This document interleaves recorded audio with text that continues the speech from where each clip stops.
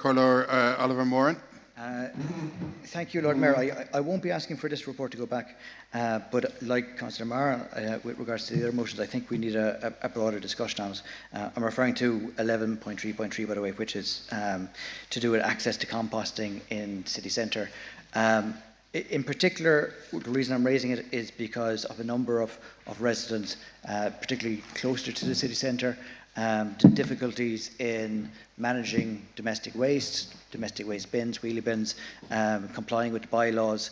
There are new national legislation coming down with regards to how food waste is dealt with, and this is going to bring an additional burden on residents who find themselves in this circumstance. To give you one example, I met a resident last week who recently moved into one of our own properties.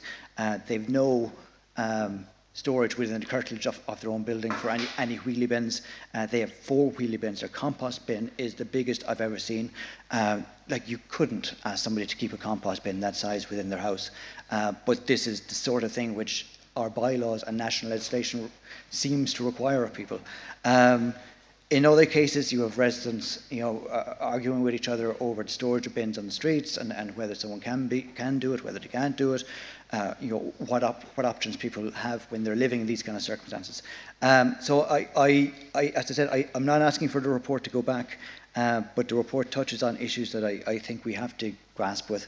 And I've already asked the Chair of the Environment, SPC, and a senior official in the Environment section that we would have this discussion at the SPC at some time in future, because it's an issue that, as I've described, is getting worse and worse for people.